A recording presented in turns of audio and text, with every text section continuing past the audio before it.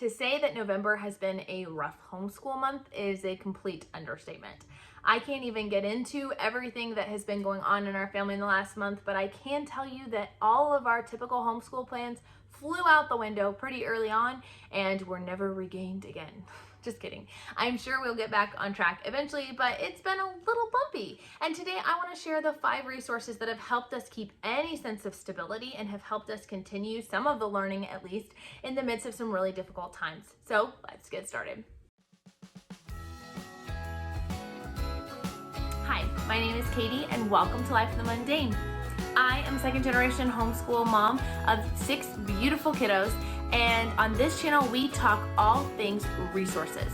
I love to share with you resources that are going to help you in your homeschooling and help encourage you in your biblical parenting, and how you can utilize those to their fullest potential so that you can make the most of the little moments. As I mentioned before, we've been going through a lot. I'm not going to talk about that here in this video because we're kind of actually still in the middle of all that as I am recording this. Now, my hope is here in a couple of weeks, I'll be able to come to you guys, share with you more fully about what's going on with our family, spilling all the tea for you, and sharing how that's impacting our homeschool. So be sure to subscribe so you don't miss out on that. But today I do want to jump into these resources that have been helpful because I know we all go through tough seasons as homeschool moms, and these resources can be helpful for you too. The first resource I want to share with you guys is reading.com. Now, this is actually an app designed for your younger students, your preschool, your kindergarten age students who need some extra help with reading. Now, before you click off this video thinking, oh my goodness, here's another person on YouTube talking about another reading app out there, I'm going to tell you this one is set apart for one reason only. It is because these are designed specifically for parents to do with their kids. This is not a fully independent app, and that's actually what makes it work, if that makes sense. I've had my kids try a lot of different reading apps in the past, and they always seem to game the system and to kind of figure out how they can work around it without actually absorbing any of the information and not knowing where those holes are. With this curriculum, the way that it is designed is it will actually prompt you as the parent what to say. So you'll say the M says, what does the M say? And then they'll repeat it back to you. It gives you these prompts all throughout the lessons. The lessons are short and easy, anywhere from about 10 minutes to 20 minutes, depending on where you are in the course, and your kids are going to love it. It's very interactive. It's very hands-on. It has a game component to it, but that is for supplemental extra learning. We are not using this as our primary reading curriculum, but in this season when getting to our primary reading curriculum has been a big challenge, this has been something easy I can literally take on the go with my girls. I can be sitting there and working with my preschooler and my kindergartner and getting some little extra practice done while we're in the doctor's office, while we are in the car. And that has been a huge help in a very, very busy season. I'm gonna leave links to that as well as everything else I mentioned down below in the description so you guys can check that out further. Next on our list is another app resource that I wanted to share with you guys about, and this is for your 3rd graders and up. And most of you guys probably know about this resource, but in case you don't, it is teaching textbooks for math. We've been using teaching textbooks for years. I actually have a whole playlist up above that I will link that you can watch through some of the reasons why we love it and also some of the things you need to know about teaching textbooks. But we've been using this math curriculum for our kiddos. It starts at 3rd grade and goes up, so all of my older 3 are using it currently and absolutely loving it. It reads the lessons to my kids, so even my dyslexic kiddos can continue to progress in math, and that is huge to me, especially right now when I have had to be kind of split in multiple directions. It allows them to continue that. It self-grades for them so they get that immediate feedback, knowing if they got a problem right or wrong. And when they get it wrong, it will even show them the correct way to do it so they have those corrections and that input automatically.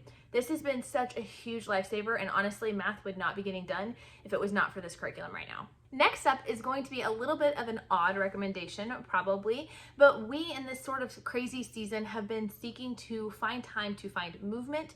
It's part of everything that's going on right now in our lives, but my daughter medically has been prescribed that she needs to have at least 40 minutes, 30 to 40 minutes of physical activity every single day. And just kind of mixing that up, making it child friendly can be a challenge at times.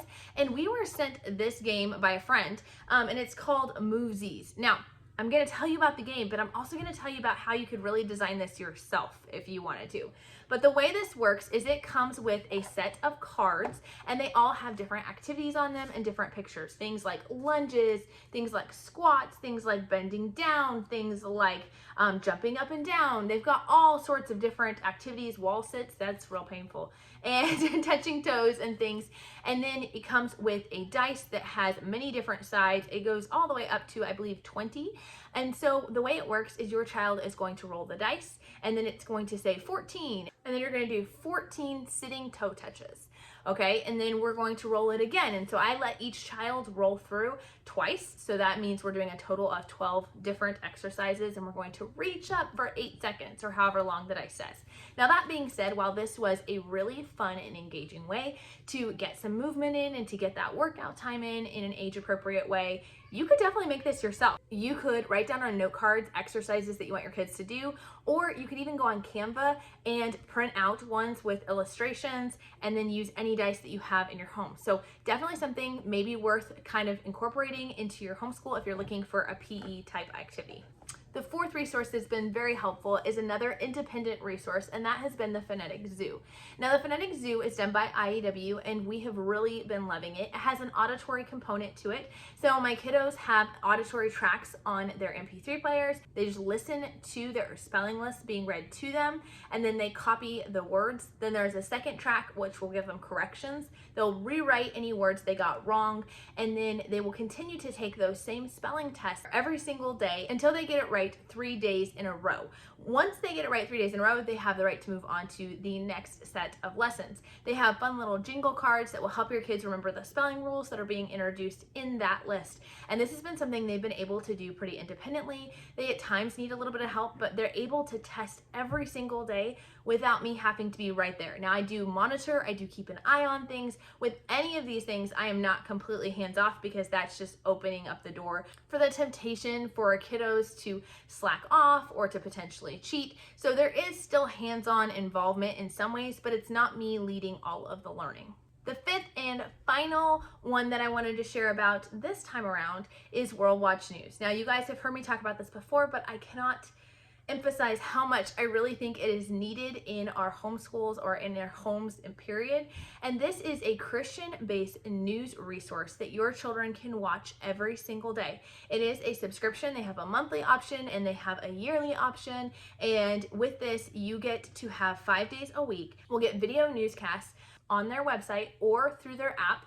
You can go to it and they will be able to watch these news reports. And what I love about these news reports, they all are fairly unbiased, which is very hard to find. There's no such thing as completely unbiased news, but this is as close as I've ever seen. And they will share about politics, and they will share about wars and crises. They will share all the hard, icky stuff that's going on in the world, but they also share lighthearted, fun stories about people who are doing different service projects, or people who have entered their dogs into a dog surfing competition and things like that. So it's a good mix for your kids, and it always ends on the note, no matter what the news, the purpose of the Lord will stand. So it's definitely framed in a biblical worldview, making sure our kids don't walk away from the news feeling burdened or overwhelmed, but instead seeing God has a purpose in all of this. If you want to see samples of what this news segments look like, you can actually go to WorldWatch.News YouTube channel. You can watch several of the segments. Just understand that those segments that they put up on YouTube are only one little section out of the whole program. It's about 10 to 15 minutes long, and we actually watch it in the morning when we're doing breakfast, and it's just a great discussion point. We've had so many great discussions about different historical topics and different financial topics and all sorts of things, and so I really recommend it for you and your kiddos. And again, I'll drop a link down below where you guys can check that out. Be sure to subscribe so you guys can find out all of the things that have been going on with us and our family. In the meantime, you guys can check out the playlist right here of our other fun favorite resources for this school year to learn more about what's been working for us on a month-by-month basis. Talk to you guys later. Bye.